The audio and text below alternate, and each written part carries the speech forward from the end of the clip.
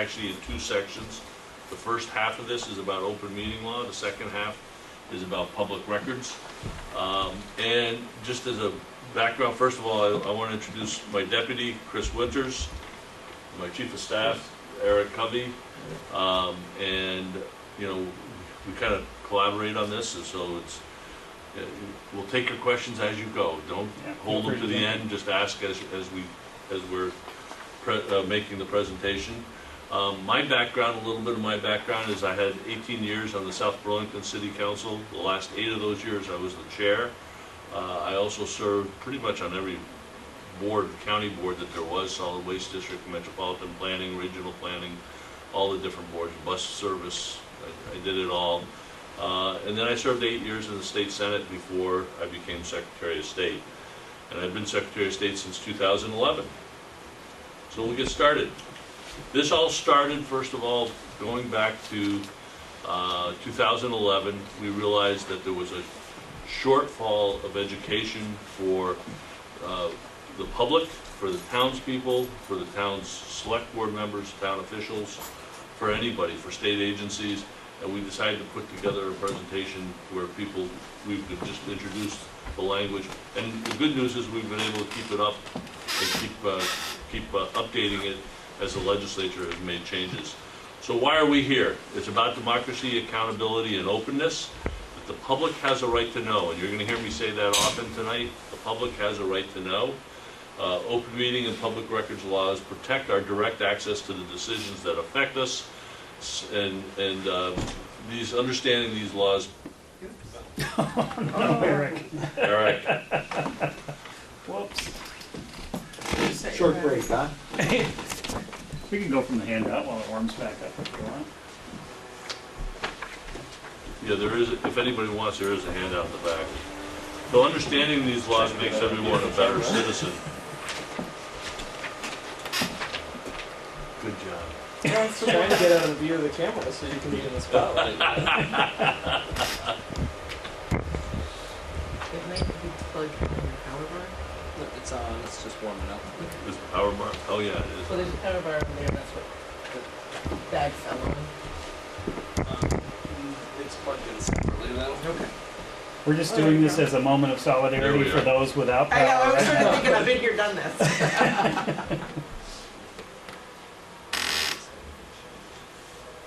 Here it comes. It'll get brighter as we go. So understanding these laws makes everyone a better citizen. In government, the ultimate boss is the public, and this all reverts back to the Constitution. And the Vermont Constitution, Chapter 1, Article 6, says that all power being originally inherent in and consequently derived from the people, therefore all officers of government, whether legislative or executive, are their trustees and servants, and at all times accountable to them. Mike, if you hadn't got it. Also, when you look at the public policy statements that are under each section of the law, 311 is the open meeting law public policy, and this talks about public commissions, boards, councils, and other public agencies in the state exist to aid in the conduct of the people's business and are accountable to them. And 315 is the statement of policy for public records, and this talks about free and open examination of records, that officers of government are trustees and servants of the people, and it is in the public interest to enable any person to review and criticize their decisions, even though such examination may cause inconvenience or embarrassment. And you're going to hear this later, this part about inconvenience or embarrassment, because it comes up in a Supreme Court decision, actually in a recent one, but also in an older one. So we're going to talk about open meetings first, as I said, and we'll talk about public records second. So open meetings, okay. When does it apply? It applies when anytime there's a quorum that holds a meeting. Jim, you skipped one there. Did I? Yeah, it went twice. There you go. All right. So public bodies of the state and its municipalities, the state and municipal boards, councils and commissions, and then any committees or subcommittees of these boards or bodies have to comply with the open meeting law. Not included are the actual individual officials, councils established by the governor exclusively for policy advice. Judicial branch has their own policies. Public Service Board follows the judicial branch. And nonprofits generally. We get a lot of questions about nonprofits. Even though a nonprofit may have zero state funding or might have 100% state funding, it doesn't mean they have to follow the open meeting law unless their charter or bylaws says that they do, or the money, when they do receive money from the state or the feds, that money has strings attached. And a good example, I think, recent example, was Vermont Public Television a couple of years ago. There was a big dust-up about whether they should have been following the open meeting law when I think they were making some changes to maybe the personnel or something, some personnel changes or whatever. But in any case, they didn't think they had to follow the open meeting law because they didn't receive any state money or anything like that. Turns out that the Center for Public Broadcasting, which gives them a lot of their money, a good portion of their money, actually has one of the strings that's attached to that money is that they must follow the open meeting law. So they now do follow the open meeting law. And when does it apply? It applies anytime there's a quorum of the board that holds a meeting. So what's a quorum? A quorum is a majority of the entire public body. So if you have a 3-member select board, 2 is a quorum. 5-member select board, 3 is a quorum. 7-member, 4 is a quorum. 9-member would be 5. And a meeting is a gathering of a quorum of the public body for the purpose of discussing business or taking action. So, putting it bluntly, if you have, let's say you have a 5-member select board and 3 of the members are meeting at the coffee house on a Saturday morning, as long as they're talking about, you know, the Patriots and the Giants or the Red Sox and the Yankees or whatever, they're fine. The minute they start talking about the budget, highway work, anything to do with the town clerk's office, anything like that, they've now crossed the line. They're talking about business that they have control over. So it would become a meeting at that point. So that's the important piece there, is to just remember it doesn't have to be here in the council chambers. It can be anywhere. A meeting can be anywhere. There's a quorum. And if you have any questions, as I said, if you have any questions, just please feel free to shout them out. Well, there's the appearance issue when you have that happening. Isn't You that- do have the appearance issue, so you do have to be careful, but by the law, a quorum could meet as long as they're not talking about business. Jim? Yes. This is kind of a tweak that's from long ago when I was on a board and we were carpooling to something. And there were 4 of us of a 5-member board in the car. And it was one of those things where we did jokingly say, well, I guess we could strap some people on the roof if they want to be part of the meeting. But I mean, we weren't in a meeting, but we were Right. going somewhere. So I mean, is that just one of those things where you just do the best you can? Or? You do the best you can and don't talk business. Yeah, yeah. And it's really hard. You can easily stray into business. You've got to be ever vigilant. I'm on a school board. 3 out of the 5 school board members are soccer coaches. So we're out there on the field every other weeknight and on Saturdays, and we just have to be really careful not to say, hey, what do you think of the new gym teacher? You just can't go there. So what about emails or texting? We're going to get to that. That's coming. Because that's the latest issue that we're dealing with. So let's talk about the meetings themselves. First of all, there are 3 kinds of meetings. You have regular meetings. That's when the select board or whatever the board meets at its organizational meeting, usually right after town meeting day. They either adopt a resolution or they set by consensus. They might set that they meet first and third Monday, 7 p.m. town hall. 3 factors. Anytime any one of those 3 changes, it's now a special meeting, not a regular meeting. So if the normal meeting is a first and third Monday, but they decided because of a holiday they're going to do it on Tuesday instead, then it becomes a special meeting versus a regular meeting. Regular meetings, the meeting itself doesn't have to be warned once you've designated through this resolution process You don't have to notice the meeting because it's the regular meeting is scheduled for that day. Everybody knows that. It's only when you now change it to a special meeting that you have to warn that you're meeting on a different time or a different day or whatever. But in any case, and we're going to talk more about agendas, but in any case, a regular meeting, the agenda must be posted 48 hours before the meeting. A special meeting must give 24 hours notice of the time, the place, and the purpose. If there's a newspaper that has requested notification, then you must notify, or a radio station, you must notify them. And any person who may have specifically asked in writing to be notified of special meetings must be notified as well. You only have to ask once. So if someone were to send the town clerk a notice that said an email or whatever, or email, a letter, and say, I want to be noticed of any special meetings, you only have to do it once. It's good for the rest of that calendar year. If you do it in December, it's also good for the next calendar year. Jim? Yes. So with the newspaper and the radio station, you said only if they request it? I thought we had to. Not every small town is, in the state of Vermont, is going to have a newspaper or Right. That's the problem, I think. I always say, if you've got a newspaper that covers your town, then submit it to them. Okay.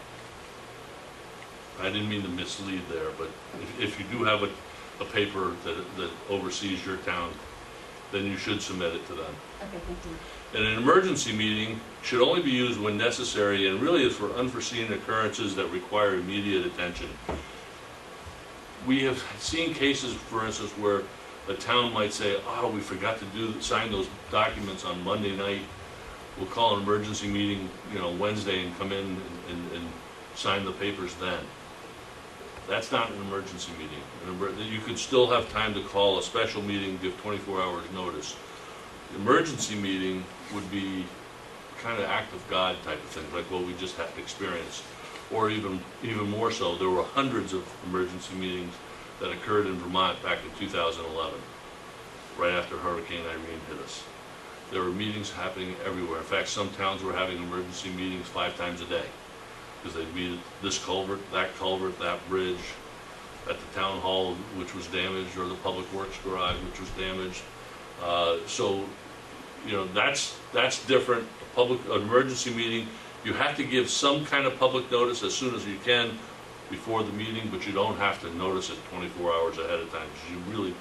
Because the idea is that this is a emergency. It's an unforeseen consequence. Agendas. So the law was changed. It used to be that agendas just had to be available prior to the meeting. There was no set time. About 2 years ago, the legislature changed it, and and now regular meetings, they must be posted at least 48 hours ahead of time. Special meetings at least 24 hours ahead of time, where if a town designates a website, then it must be posted on the website in that time frame. If they don't have a website, then they just follow the rest of the policy, and that policy also says that it must be filed somewhere near the town clerk's office and in 2 other public places in town.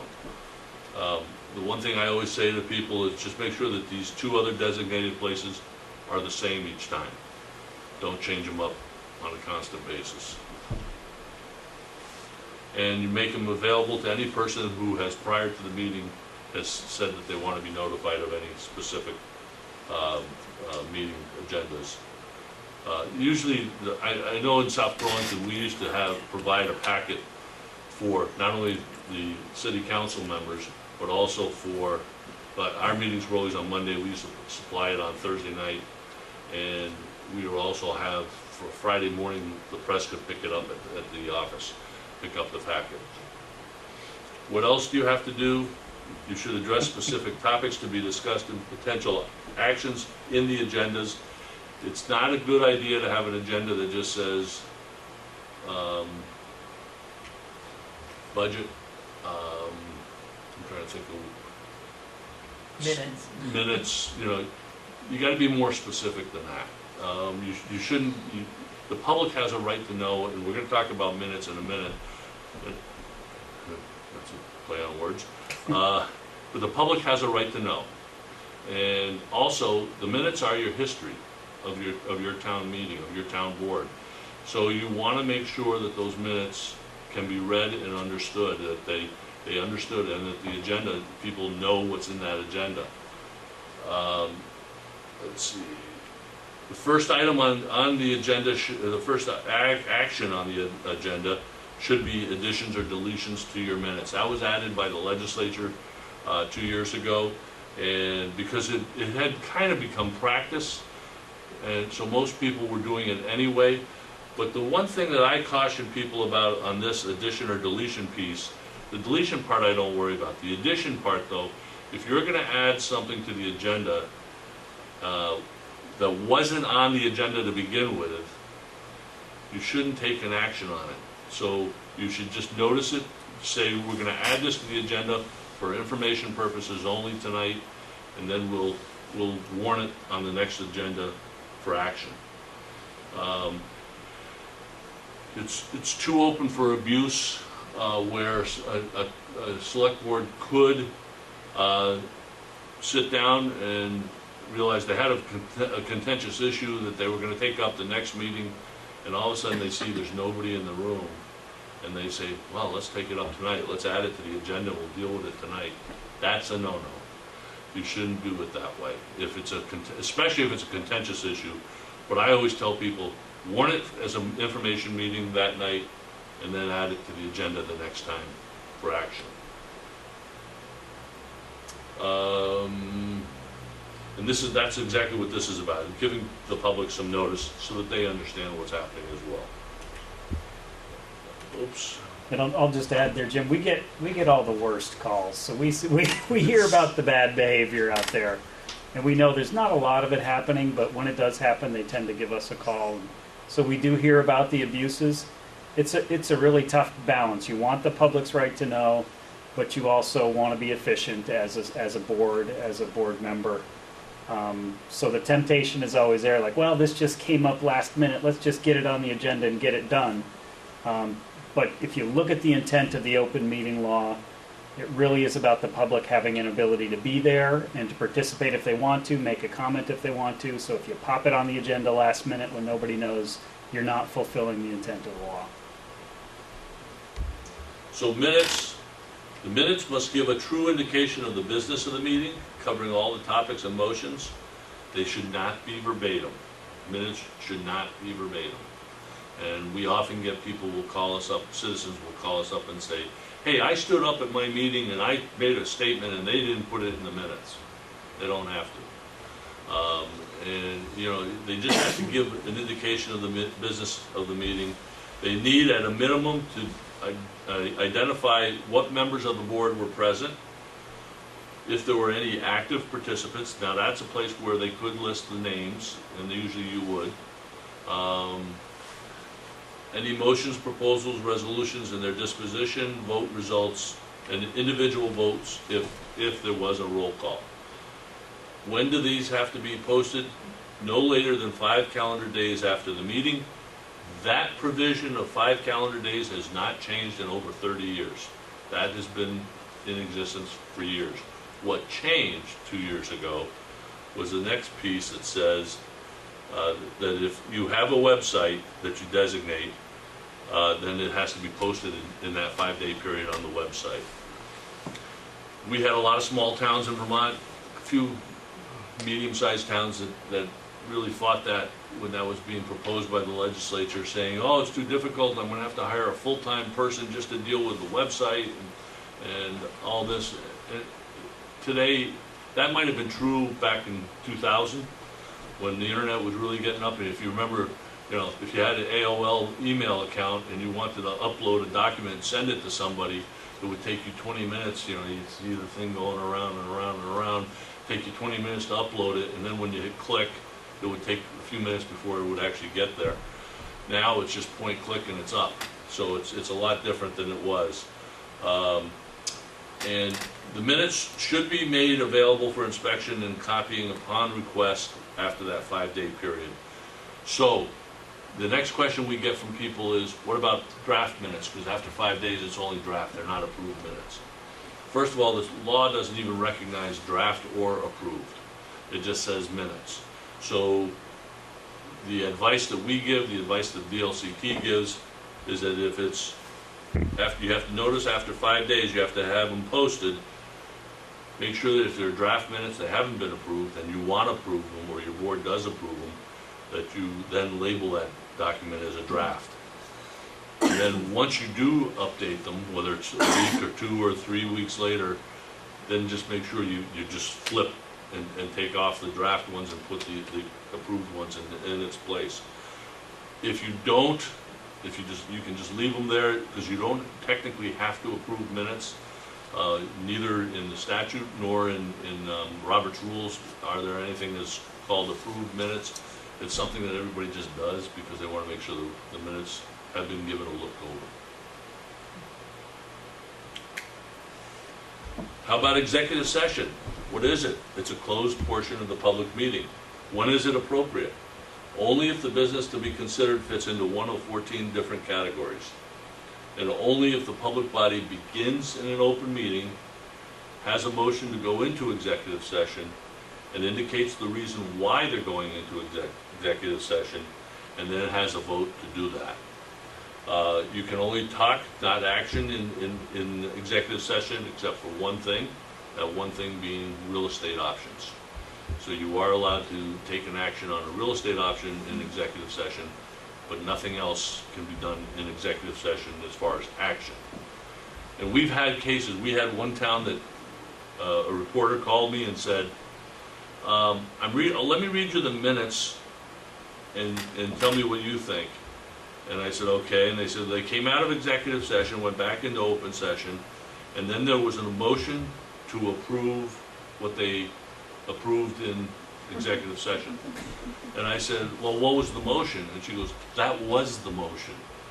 And I said, what town was this? And I called up the town and I said, I think you need to go back and do that one over. And that, what will happen, and we'll raise this again later on, but what will happen is if someone were to challenge you for taking an action illegally, the court could say to you, that vote was null and void, go back and do it over, do it right. Even though you're going to do take the same action, they could delay your process and make you go back and correct it. So, some of the permissible reasons for going into executive session, these here are lumped together for a reason, because they also require a premature public knowledge statement which would clearly place the public body or person involved at a substantial disadvantage. This would involve contracts, labor relation agreements, arbitration or mediation, grievances other than tax grievances, pending or probable civil litigation or prosecution that the public body may or is party to, and confidential attorney-client communications. And this one, you wouldn't go into executive session to sign a contract for a copy machine. That's not really what this is about. In fact, one other question we've gotten often on this tour is people say to us, well, if it says we have to go into executive session because it says so. No, the law is actually enabling. It allows you to go into executive session if you meet one of the criteria. You don't have to. It's up to you to decide what's pertinent that the public shouldn't hear. And embarrassment is not one of the reasons. So some of the other issues, as I said, negotiating or my battery's running out. Negotiating or securing real estate purchase options, employment, evaluation, discipline, or dismissal of a public officer, student academic records or suspension or discipline. That's one that school boards use. Exempt public records. You might have to go into executive session because you have a document that has exempt information in it, and you need to protect that information from public discourse. And then the last one was added actually after Sandy Hook, municipal or school security or emergency response measures.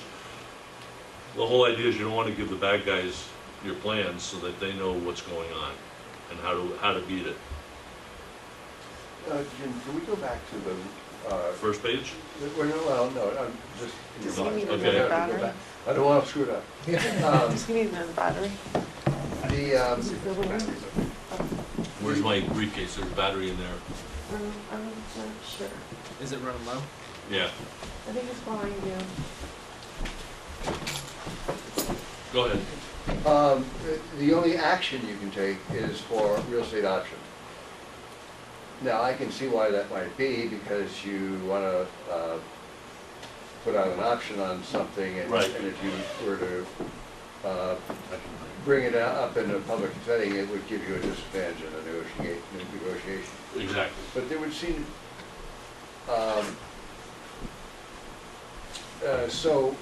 you say, okay, so that's the first bullet point up there, is securing a real estate purchase option. And then, I come from the town of Shelburne, which you know had a lot of, Interesting everybody in discourse town's a lately. lawyer. And there have been a lot of things that, I'm not sure what went on behind in the executive sessions, but, Are you on the board? no, I'm not. Okay. I'm a justice of the peace, that's all. Attorney-client privilege has been brought up. You know, at some point, if you have any comments about how you can use what's going on in Shelburne as an example of any of this stuff, I'd appreciate it, because it's all, it seems to be on the bleeding edge of whatever the law is trying to Yeah. accomplish. It's a tough one because all we got is what we read the paper. So, and we've had some comment from people who have called us, directly, but it's, my first point is, and as I said earlier, executive session is enabling. You don't have to go into executive session. And we find that too often, sometimes we find, I shouldn't say too often, but we do find that there are occasions where boards will use executive session, they mandate it, and say we have to go into executive session because it says so. Well, it doesn't say so. That's why the first part says premature public, and I was on the solid waste district board in Chittenden County for a number of years, and we actually changed it. When I first got there, I was shocked because there would be a motion to go into executive session, and the motion would be, I move to go into executive session, period. That was it. And I said, you can't do that. And then my counterpart from Essex, Marty Myers, he and I, you know Marty? Well, I know his business. Yeah, and so Marty was also a process guy, and between Marty and myself, it's Linda Myers' husband, not ex, he passed away. But Marty and I would both say, yeah, we can't do this. So we finally got the board to actually use this phrase. You know, we would say what the topic is. If we're going to go in to discuss a contract with, it could be an attorney, could be with in the solid waste district, it could have been the solid waste district hauler or something like that. Whatever we were dealing with a contract, we would say that to go into a contract discussion that would have the premature public knowledge would clearly place. We had it written out, and we would say, make this statement actually. And this can be, I wish it was a little tighter, but confidential attorney-client communications. You want to be careful when you're talking with your attorney. If you're on a board and you're talking with your town's attorney, because you do have to follow their advice, or you should follow I shouldn't say you do. You should follow their advice, but that's what they're there for, is to give you advice. And you may want to go into executive session to discuss something that he's giving you advice on. But is it necessary all the time? No, there's times when we would sit there and we'd ask the attorney, what's your opinion on this? We don't have to go into executive session to get that. Just tell us what your opinion is. I don't know. I'd just say that one of the reasons we do this tour is because there's a lack of trust in government sometimes. And sometimes that's for good reason, and sometimes that's just about appearances. And the fact that you're asking this question tells me that they're not being clear enough about why they go into executive session. We've had a couple of other calls about Shelburne, wondering, is it permissible for them to do this? And we don't know what's going on behind those closed doors. And they're putting up walls for no apparent reason. So the public meeting law is written because the public has a right to know. It's about trust in government, knowing what your government is up to, and there should be very narrow exceptions for that. And that's why the executive session law is written like this is. It's not just about contracts, but it's about a contract for which premature public knowledge would place the public body or a person involved at a substantial disadvantage. So we advise that when a board goes into an executive session, to be very clear about it. If you can, cite the exact statute, be as descriptive as possible, and only go in when you really have to. Because not only is it improper in some instances, the appearance alone will cause the public to question, what are you up to? What's going on there? So, that's one of the main reasons behind why we do this transparency tour, is to help promote accountability and trust in government. We use a statement very similar to that, but we also include invited guests and mention their names. Correct. They go into executive session with us. And you're allowed to do that for executive session. You can bring in your attorney, you can bring in your town clerk, you can bring in the Most of city the times manager, the the town manager, Yeah, most of the time it is just the town manager, but sometimes there might be an occasion where you would have But somebody else. it's important for people to know who's in that meeting, who actually attended. Right, and because that section of the meeting is closed, and there are no minutes for executive session, that's why it's important up front to make the right statements. I fixed it. Thought I had it fixed. You thought it was Might be the ball. So it's important that you make this statement and what this is about. So, when we hear about labor relations agreements, it could be to discuss the labor contract with the fire department, to just say we're going in to discuss a labor contract. Does that give you any information? No, not really. It tells you a little bit, but not enough. And the most common one that gets used a lot is personnel. We're going in to talk about That's personnel. perfectly understandable. But you need to say something that gets a little more detail to it, and eventually you're going to have to take an action outside of executive session. So let's say you're disciplining the town manager. When you come out, you can't do that in executive session. You come out of executive session and you say that there will be a signed agreement or a signed discipline statement regarding the town manager coming up, or something like, whatever it is. You can't fire someone in executive session. You have to do that in an open session. You can appoint someone. You can decide who you want to appoint, but that has to be done in an open session. Wouldn't you say best practice is to have as few as possible? Yes. Yes, and you know what? Some towns have them every meeting. And I cringe at that. And here's the other piece that I think that's important to also understand. And this goes back to warning the meetings and what type of meeting you're in.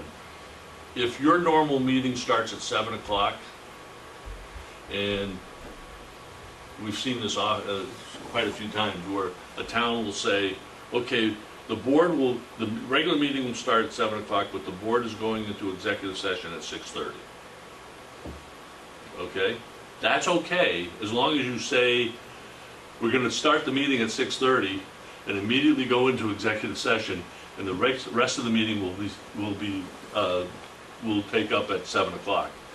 But now you've changed it. The minute because you have to be in an open session in the first place in order to go into executive session. You can't just all of a sudden everybody walk into the city manager's office or town manager's office, sit down and have an executive session. You have to start in an open meeting. So, that's one of the requirements of the law. Going back to another thing, we have a lot of committees that we form Yep. for different reasons. And sometimes on those committees are selectmen. And I'd like to attend as many of the committees as I can, but sometimes I don't go to them because there's the selectman that's on the committee, plus another one might go just to sit in the audience. So if I show up, I'm the third person, and you've got 3 selectmen, you've got a quorum. As long as you're not sitting together and actually running the meeting, the 3 of you, you're probably okay. But it's town business you're discussing now. It is town business. Sometimes town select people will go and just sit there and listen. They just want to just listen to I what's going find it on. very hard just to listen. That's the danger. Then be careful. Right. Then be careful. Warn it. What some towns will do is warn it as a Yeah, joint warn meeting. it. That there may be, that you may have enough, a quorum of the select Sure. board may be in Okay. attendance. This isn't easy stuff. No. Sometimes it can be, and sometimes it can be really gray. But you're right, you could make a comment, and then your fellow select board Sure. member makes a comment, and then the third one does, and suddenly you're forming a position as a select board. Well, you know what the committees are, and you know your partners, and you know he's really interested in this, so he's gonna have a lot to say. So, you know, there's a common sense factor there too. Yeah, absolutely. Those batteries in that? Batteries are actually good, but I think what the problem, So, it's a weird, the original size battery was smaller, it's actually a quadruple A. I think we got some jumper cables here. If this doesn't work, there we go. So, okay, we did that one. Okay, so meeting by electronic means, you can actually meet, a member could be away and want to participate in a meeting, and that's okay. There is now in statute how you have to do it, how to address it.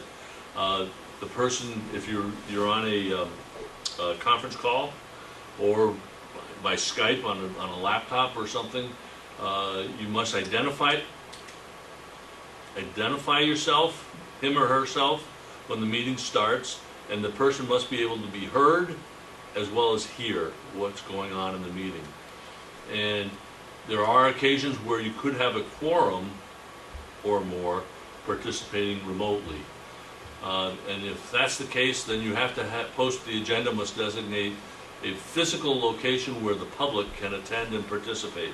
So let's just say there might be only one select board member in town, and you need, but you need to have a meeting, and the others are out of town, they're gonna do it by conference call. You might say it's gonna be in the council chambers, and the public is welcome to come. Any vote that's not unanimous must be taken by a roll, so if you know that there's gonna be a no vote, or you take a no, if you get a no vote, you must identify the individual votes for the people at that case. We actually, in South Burlington, before this became law, we actually did this, and it turns out we did it right. This is going back in 1998, when Act 60 was being implemented. Act 60 was to begin on July 1st of 1998. There was a provision in the law that said that if a town had a tax stabilization agreement with someone, some entity, it must be in place by July 1st of 1998. City of South Burlington, the City of Burlington's airport, the Burlington Airport is located totally within the City of South Burlington. Burlington owns the land, South Burlington is where it's located. We'd have 10-year tax stabilization agreements, payment in lieu of taxes. And it could take 6 months to negotiate that contract every 10 years. Because the airport was changing over those 10 years. So we were getting down to the nitty-gritty, and we had to get this thing passed prior to July 1st of '98. So we set a final approval date for like June 29th. 3 of us were out of town, we were out of state. was in the summer, and we were on vacation.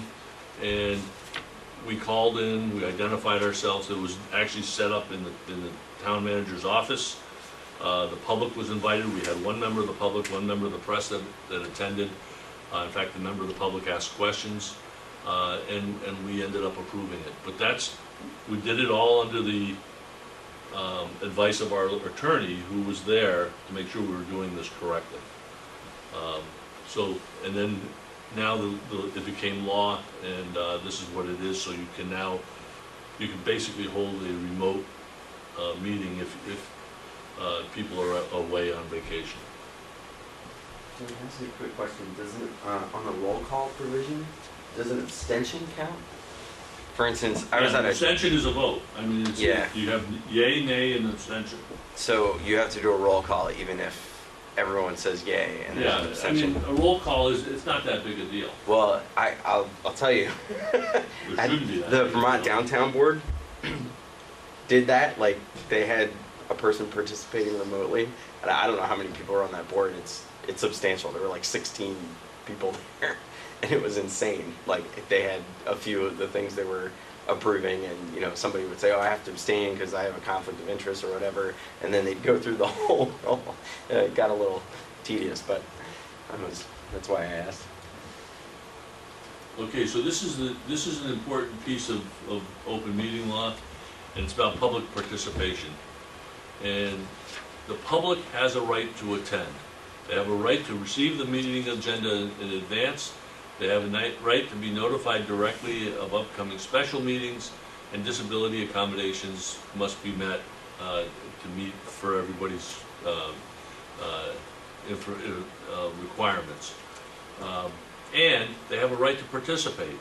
And a reasonable opportunity must be given to express opinions on matters considered subject to reasonable rules. So let me talk a little bit about this. And I use South Burlington a lot because I was there for 18 years on the city council. But in South Burlington, we had roughly a $10 million operating budget at the time, back around 2000. When we were having a public hearing on that operating budget before the vote, 2 people from the public might show up to debate that or listen to it or make comments. 2 people for a $10 million operating budget. Town of almost 18,000 people. 2 weeks later, we were holding a public hearing to discuss changes to the leash law on the bike path. We had 150 people show up. 75 people were for it, 75 were against it, and everybody wanted to say their piece. So we set reasonable rules. We said there's a sign-up sheet in the back of the room. We're going to go right down the list. So when your name comes up, that's when you get to speak, and you're going to get 2 minutes. We set a reasonable time limit. We want to give people enough time to be able to get their message out. We often hear from people on select boards saying, well, geez, if we have to give everybody a chance to speak, we'll be there all night. My only comment to that is, when you ran for office, there was nothing that said you were going to be there from 7 to 9. It said you're going to deal with, you ran for office to be the selectman or select person for that town, and your job is to get the job done, and whatever it takes. But this is an important piece. A lot of times when we look at things, we also say, okay, so what is the action that the public has? Do they have a right to attend? Do they have a right to participate? And that's when you start to get into the emails, and I'm thinking, do you have anything about, no, it's not here. So, emails, let's talk about emails, because you could have what we call a serial meeting. So the town manager might send out a bunch of documents in preparation for the meeting and send it by email to 5 select persons. As long as you receive those, and by the way, that's allowed.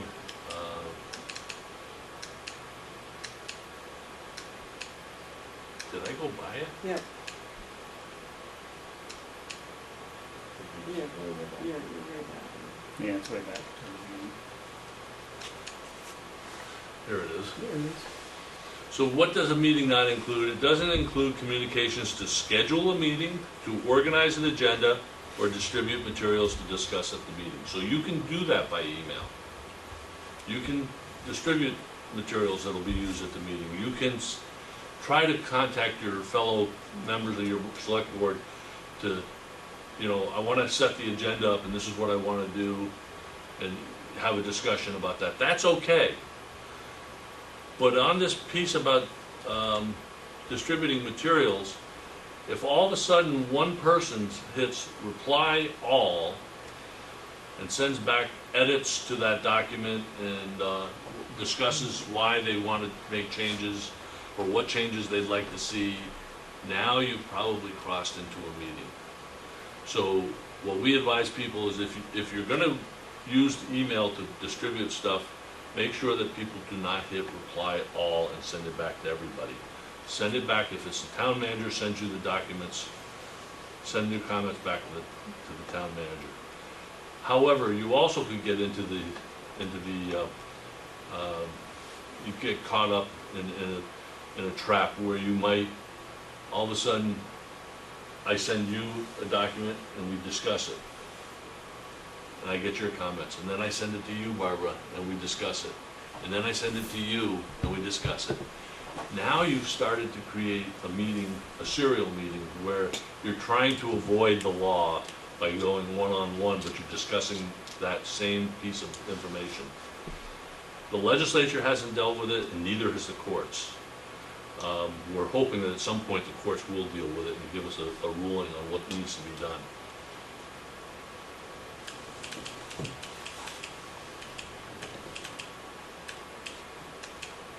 So meetings held without respect to the details of the law may be illegal, and the courts may regard any actions taken in those meetings as avoidable. Most likely, they would tell you to go back and do it over. Illegal meetings offend our notion of openness, accountability, and our democracy. In Vermont, the people do rule, sometimes directly, sometimes through elected or appointed reps, but always with the benefit of scrutiny, public scrutiny. There is some enforcement capability. The following persons, so this is, it used to be, the law wasn't that clear, but it appeared to be that the select board might be the one that's would be responsible. But now, this is where the members become liable. A member of the public body who knowingly and intentionally violates the open meeting law, who knowingly and intentionally violates the open meeting law on behalf of another member of the body, or knowingly and intentionally participates in the wrongful exclusion of a person from a meeting. You can be fined, you can be charged with a misdemeanor and fined. So this is a high bar, knowingly and intentionally, but it is a bar, and if you take, as an individual, take action, you can be fined individually. The public, or any aggrieved individual or the Attorney General can also bring a lawsuit in court for injunctive release to stop a specific act or behavior, for a declaratory judgment, making a binding determination of rights, and attorney's fees and costs could be up for grabs if the court so decides. Further enforcement, what we advise people is what the process is, and the process is that they give a written notice to the public body by the aggrieved individual or the Attorney General alleging what the violation was and requesting a specific cure. The public body has a chance to respond to that within 10 calendar days. They can either acknowledge the violation and state their intent to cure it, or they can state that they don't believe a violation did occur. If the public body does decide to cure it, after acknowledging the violation, they must do so within 14 calendar days of the public response, and they must ratify or declare as void the action that was taken at the improper meeting and adopt specific measures that will prevent future violations. If if for instance, the public body denies the violation, the aggrieved individual has recourse if they're unsatisfied by filing suit in the Superior Court within 1 year. So your action could be up to a year before it gets hauled into court. So you do want to be careful. So that's the end of the open meeting section. The next section is the public records. But I want to just, before I go on to public records, which doesn't usually take as long, is to ask if there's any other questions on open meeting. You know, we normally, where we get a lot of grief from the public, in a lot of cases, is when we ask people to stick to the matter in that, the subject matter. Because some people like to get up, sit down at the table, and it's their opportunity just to let it all loose. And I think that's about the only time we really. Yeah. So the way we used to deal with that was, I said what the first item on the agenda is, additions or deletions to the agenda. The second item on our agenda always was public comment for items not on the agenda. So we had a 5-minute or 10-minute section where anybody in the public that wants to speak on any topic at all that's within the city or the town, they'd have that opportunity to do that. When sometimes they would start to say, well, yeah, but I also want to talk about item number 7 on the agenda, we'd say, well, hold it till we get to item 7. You know? That's when we go, well, what's the matter? You want to hear what I've got to say? So, yeah, and, you know, the public has to have, Yeah, oh, sure. has to respect the body as well, and but this is all part of it, and I think that's what's now happening in Shelburne is that you've got people just don't respect what's going on because they don't really know what's going on, and I think that becomes a problem, and that's what we were talking about early on. That's when we started doing this tour in 2011. We do it every other year in the off election year, and our goal is to go around the state. This year we're going to do at least 15 stops. We've done about 6 or 7, I think, at this point. Oh, it's been more than that. Has it? Maybe it just seems hard. Flies when you're having fun. So, you know, and it can vary. I mean, you know, we've got what, 6, 7, 8 people here now. We've had so far in a couple of meetings this year, we've had up to 30. We're going to be doing Shelburne later this, probably, we haven't set it yet, but we're probably going to do it in December. You have to drive all the way here tonight? Now I you'll be miss prepared. Middlebury, I miss Winooski, I don't know. By special request. We'll be By doing special Shelburne. request, Representative Rumstead asked us to if we would do it in Shelburne. You should have called. And we expect that when we come to Shelburne, we're going to have a You're house gonna have a big full. crowd. A few years ago, we did this up in St. Johnsbury when they were having some problems. They had I guess you could call it a road council, and 160 people showed up. In fact, the Caledonia Record had an editorial that day that said, when Jim Condos starts his transparency presentation, the meeting should stop. If the 5 select board members are not in attendance, the meeting should stop, a call made to the sheriff, and round them up. You know, the other thing I can see abused, going back to something you said earlier about when there's a comment period, either it's just about anything or about a specific issue, not sticking to the 3 minutes or 5 minutes or whatever you've allotted for, 2 minutes, whatever you've allotted for the speaker's time. And there's no law, I imagine, that says, you know, let them go over or don't, or cut them off sharply. No, there isn't. But I think that some of the angst comes from, well, you let this guy talk for 10 minutes and whatever. So it just seems to get out of control sometimes. What the law says is the public has to have a reasonable opportunity to express opinions on the matters considered, subject to reasonable rules. So we get calls on both sides of that coin. They won't let me talk, and I get calls from board chairs saying, "We This got a guy public won't member stop." who takes over the meeting, and we can't get our work done because all they want to do is, you know, badger us or talk about their own issues or things like that." So it's a real balancing act. It's up to the chair of the board to set reasonable rules so that the board can get its work done, and if that means limiting a person to a reasonable amount of time, then. Well, those rules you do are that. set, and they're not, and I'm not complaining, I'm just observing, because the person, in some cases, has a lot of good stuff to say. Sure. But it's just a matter that, that's why you have your midnight meeting. Right. Exactly.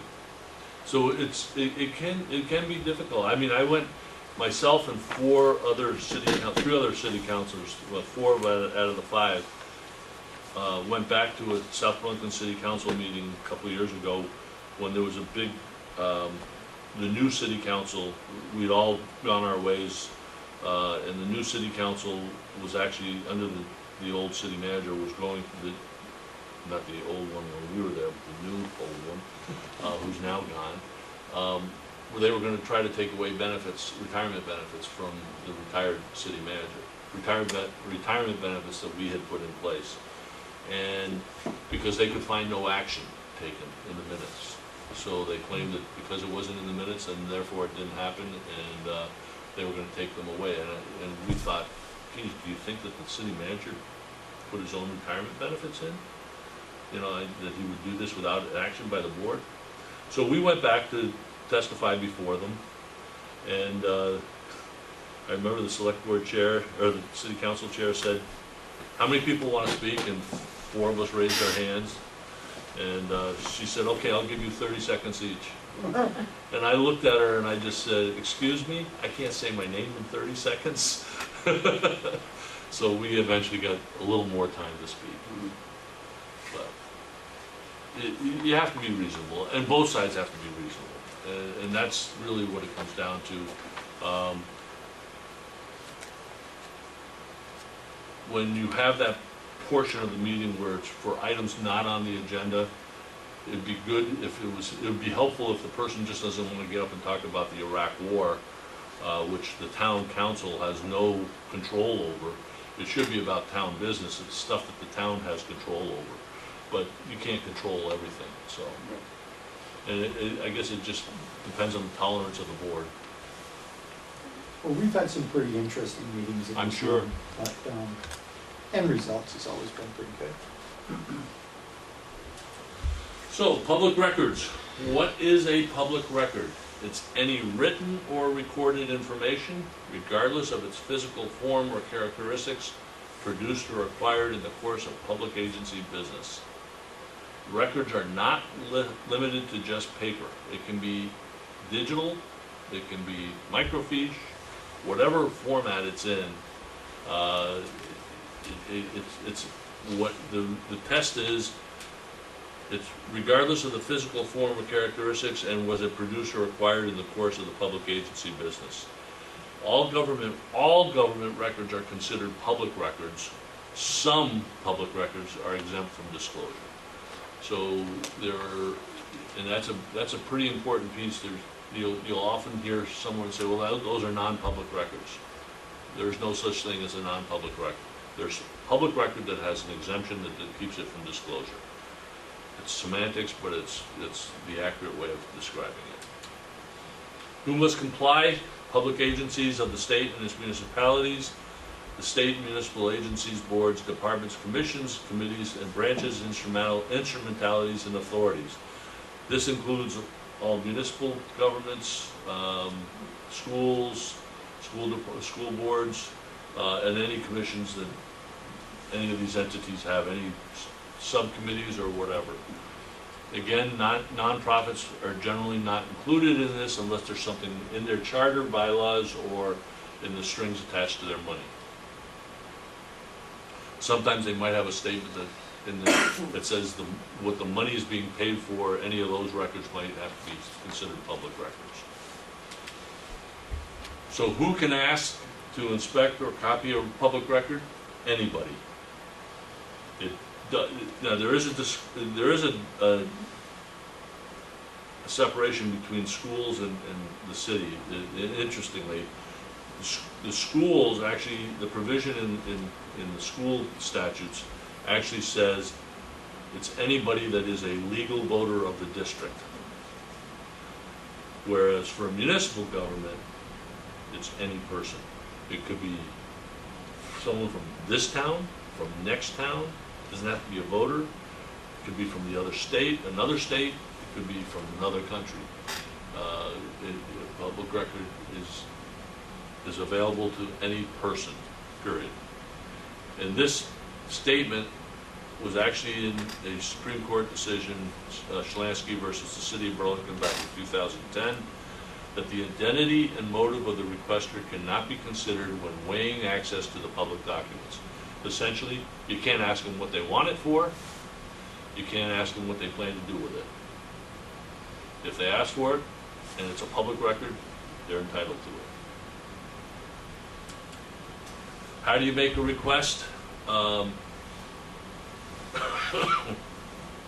If it's a state record you're looking for, you can make the request or to inspect on weekdays 9 to 12, 1 to 4.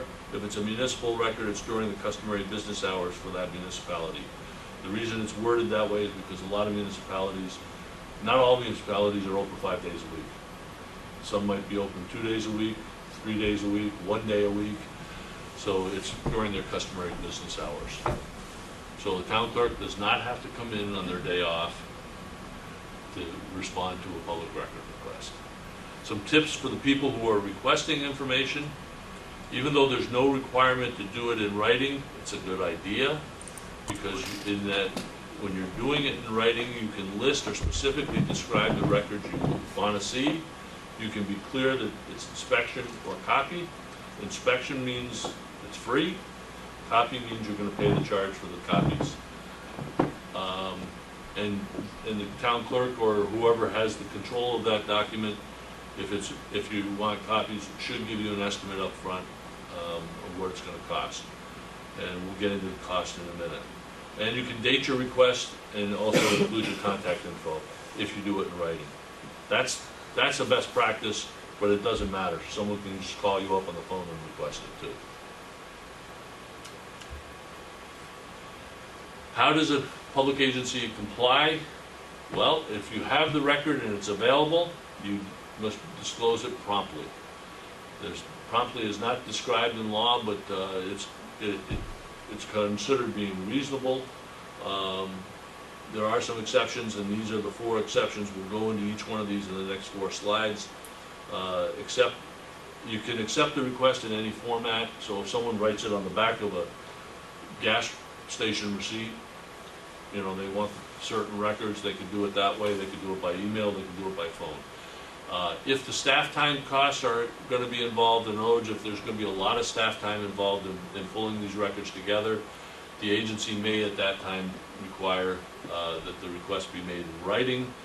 And there are some specific cases, I think, for instance, police reports. To get a copy of a police report, I think you have to do it in writing, and you also have to pay a $40 fee to get that if you want a video, police video. If necessary, you can consult with the requester of the documents to clarify what the request is and to give you more information so that they can narrow the request. So I actually had a guy come into the office, and he said he wanted everything on our computers. I said, what? He said, yep, I want copies of everything on your computers. I said, you know how much that's going to cost you? So, but he said he wanted it all downloaded and sent to him. And he wanted it in a specific format. Well, we're going to talk about all of those here coming up. So, how do you comply? Active use or in storage? This is one of the exceptions. If the item is in active use, for instance, if a town clerk is using NEMRIC and someone comes in and they want something else that's in NEMRIC, and you say, look, I'm busy right now with what I'm doing, can you come back next week? You can certify and write, just put it down on a piece of paper and say to them, tell me what day you want it next week and I'll have it ready for you at 9 o'clock on Tuesday. If it's exempt under statute, if there has been an exemption that is tied to that document or that information, you must make the determination and notify the requester in writing within 3 business days. So you do have up to 3 business days to tell somebody that that information is non-disclosable, and you also must tell them who they can appeal to, but you must include in the notice that the identity of the records that are being withheld, the statutory basis, in other words, which of the exemptions are you're using for denying it, and any supporting facts, and you must also list any person that is responsible for the denial as well. And you have to put in who the person can appeal to. So if, in the case of our office, Chris is our records officer, so he takes the initial request, and when if he sends a denial to somebody, he'll say, you can appeal this to the secretary. After me, it goes to court. If the record doesn't exist, either any longer or never existed, you certify in writing, specifically stating that the record no longer exists under the name given by the requester or by any other name known to the custodian. Pretty simple. You just have, everything now has to be done in writing. That was added by the legislature 2 years ago. Unusual circumstances. There are occasions where we have either a voluminous amount of information has been requested, or we're not sure whether it's open information, public information, or if it should be withheld. So you can, if you need to consult with another agency or with the Attorney General, you have the time to do it. You can take up to 10 business days if necessary. You have to declare this, though, to the person that you're going to need a few days to get it. You can search, if you have to search and collect records from remote facilities. I don't know if you have all your records here in this building, but if you didn't, maybe if it was stored at Public Works Garage and you have to go there, you might have to go to another facility to look for them. Or if you have a large volume of separate, distinct records, in this situation, a custodian may ask the requester to narrow that scope. In other words, try to figure out exactly what is it. When he asked me for everything on the computer, I said, come on, what is it you're looking for? Let's narrow down what it is. I said, instead of my taking 10 days to give it to you, I might be able to give it to you in a day. So that's what that's all about. If you're going to take up to the 10 business days, you must give a written notice to the requester stating the reason for the extension and the expected date that you're going to be able to comply. Making a determination, the rule. The public agency must produce the public records for inspection and copying unless the record is exempt. The policy says it's in the public interest to enable any person to review and criticize government decisions, even though such examination may cause inconvenience or embarrassment. And then the burden of proof, and this is right out of a Supreme Court decision back in 2004, the Public Records Act represents a strong policy favoring access. That was said by the Supreme Court, that it's a strong policy favoring access.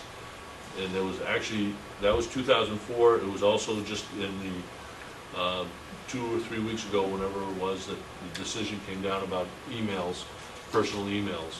And they also quoted this one again too. We construe these exceptions strictly against the custodians of the records and will resolve any doubts in favor of disclosure. In other words, if it's gray and it's not clear to us which way to go, we're going to fall to the side of disclosure. The burden of proof is on the agency seeking to avoid disclosure. So if a member of the public comes in and says, I want these documents, and you as a government agency, you're the one that has to prove that it's exempt. The person that's asking for it doesn't have to prove that it's not exempt. So if it goes to court, it's up to the agency, the government, to prove that that item is exempt from disclosure. Where are all these exemptions? Well, there's a lot of them. In Title I, Section 317, there are about 40 listed under 317C. There are about 43 or 44, I think, listed there. And then there's another 200 or so that are scattered throughout the green books, and others scattered throughout the statutes of of Vermont. Every public agency should know and maintain a compilation of the specific state and federal laws and regulations that affect access to the records that they contain. So you might have, you know, in a town clerk, you have specific records that you keep. Just know what those exemptions are. You can exempt, you know, social security numbers, medical information, personal data, certain personal data. There are two places, there are two resources. The Legislative Council, on the legislative website, there's a tab for the Legislative Council. They have a downloadable or a searchable list of public records access exemptions. And on our State Archives website, we also have what we call a right to know database. Both of them are, you can do word searches, put in keywords, and it'll pull up any exemption that might apply to that topic. What if only part of the record is exempt? Now, in the old days, if there was a document and on that document was a social security number, people would say, sorry, I can't give this to you, it's got exempt information on it. Then people started to get a little better about it and say, okay, I'll redact that number and give you the rest of the document. Now it's in law that if it said, it wasn't in law, but it was a best practice, now it's in law, that if you if a document is requested and there is exempt information in it, you must redact that information and then provide the remainder. You also must tell them why you're redacting. So I'm redacting this section because it was a social security number, or I'm redacting this section because it had medical information. Do you have to gather new information or create new documents in response to a request? Simple answer is no. So we had a situation where someone wanted our database on, I forget what the topic was, but they wanted our database, and they said, I want it in an Excel format. And we said, well, we don't use Excel for that. It's in this specific format. And they said, well, that's no good to me. But the requester cannot obligate the government to create a record that's not already in existence. So if you have NEMRIC, and it might be in a special format, I mean, do you have the ability to convert that into an Excel file? We can say that's in Excel. Yeah, okay. I mean, that's one thing, but you might have some information that's not convertible, and that's okay. You only have to give it if it is. You don't have to provide it in what they want for a format. We had a situation where we had paper records, and they wanted us to scan them and put them into a DVD. If we wanted to do that, we could. And we can charge them for it. And we have to do that up front, tell them it's going to cost you. But otherwise, it's the records, here they are. If you want copies of them, it's also a cost to that. Unless you withhold a document, if the exemption applies, it depends, because the Public Records Act does not require, if the Public Record Act doesn't require it, but outside law might. So there might be a federal law. And I think most of the town clerks know when there's a federal law that's involved in some of the stuff that they have and not. The safest course is always to err on the side of openness, but also to consult with your town attorney. They're the ones that have to defend you. Copying and fees. You may charge for copies unless the other law applies. And I said that the police department or law enforcement had a specific, they have some specific language with a specific fee for specific types of items. Most of it is right here. The actual cost of providing a copy, if using your own equipment, established by our office. There's a uniform fee schedule that is located on our website. You can include the cost of mailing or transmitting. You can include the cost of staff time if the staff time will exceed 30 minutes, or if the agency agrees to create a new record and there's time involved to do that, or the agency agrees to provide the record in a non-standard format and there's time that it exceeds 30 minutes.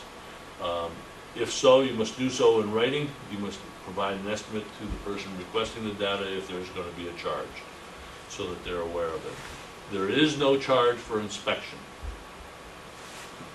So if someone wants to just come in and look at the records, not take a pic, not, let me change that, because that's a whole different ballgame. And we're struggling with that one. But if someone wants to just come in and look at the records and not take copies of it, it's free. If someone wants to, the newest thing is now that we have these things. So I can say, I want to inspect the record, and then I take a picture of it. Our office says, frankly, that that's okay, because there's no cost. Right. Oops. There's no cost to the town. Some towns, any town can have their own fee schedule, but it has to have been approved by the select board ahead of time. But what if it's a land record copy? That's different. Yes. Land records are different, Yeah. because we lose you- revenue. You won't even have to say, it's just, the law says it's $1 per page. Yeah. it's $1 per page, so, but even there, we're struggling. You know, this is gonna take the legislature to actually make some clarity for us. I mean, this is one of the items that we're putting before the GovOps committees, is clarification, because now you have this.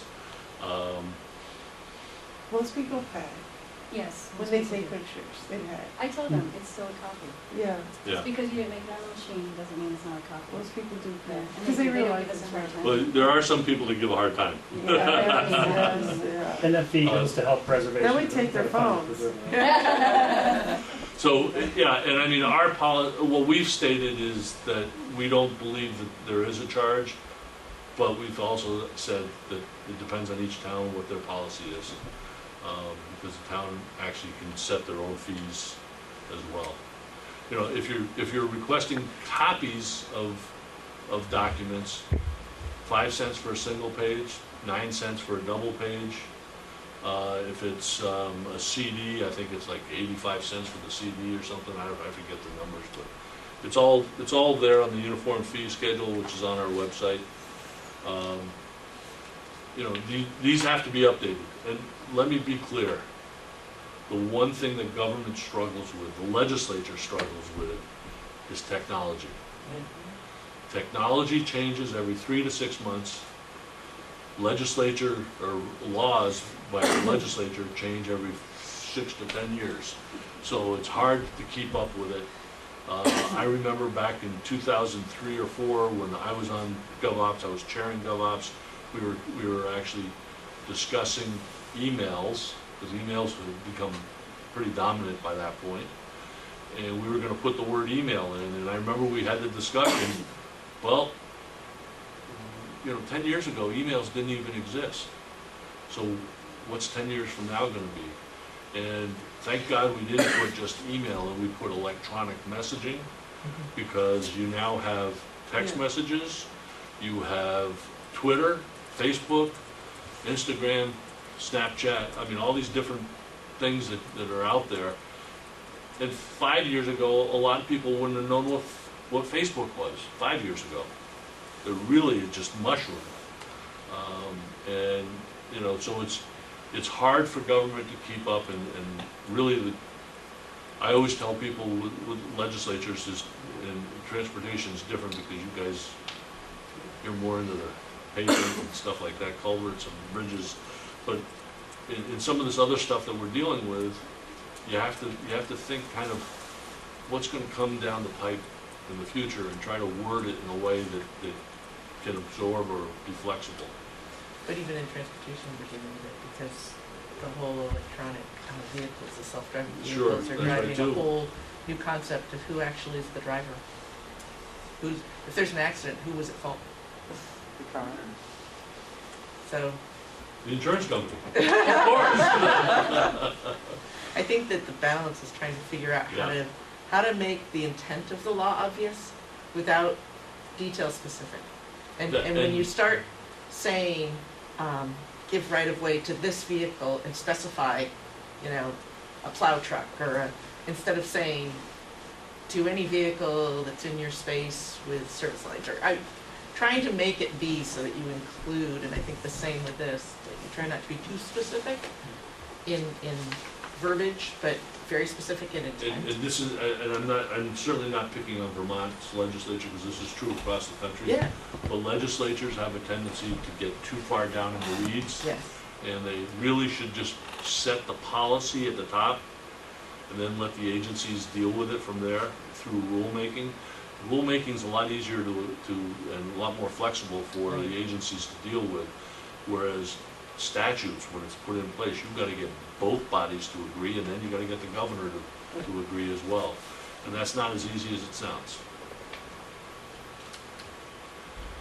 So, on public records, why comply? An agency that denies access to non-exempt public records may face litigation and could be charged the requester's court costs.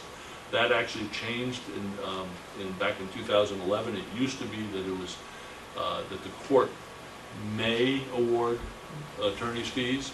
Now it's the court shall award attorney's fees. So if the person requesting the documents wins their case substantially, the court shall award their attorney's fees for them. And really what it is, to put it bluntly, there was, I don't want to say just that it was pervasive, but the attitude of government, whether it's local or state government, was deny, deny, deny, take me to court.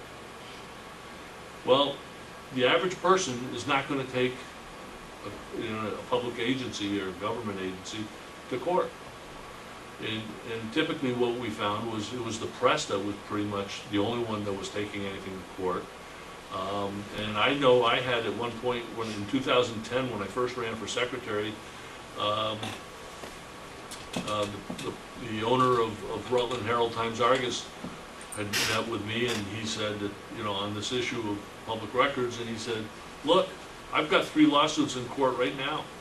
I got $40,000 invested in those 3 lawsuits. He says, we can't keep doing this. We've got to change the law so that it's more accessible. And it was really an attitude issue, and we're trying to get things turned around. And I think, for the most part, that's why we do what we're doing. That's why we're doing this. We're going all over the state. We're seeing hundreds of people all over the state and explaining what the laws are and just trying to make people aware and make for government people and for public enforcement. You can always appeal to the head of the agency. Within 5 business days, the head of the agency must make the records either available or give notice of denial in writing, stating the statutory basis and a statement of reasoning and supporting facts and what your appeal rights are. If the denial is upheld and there is no further head of agency to go to, you can file the appeal in court. You have a 30-day deadline generally counted from the date of the last denial.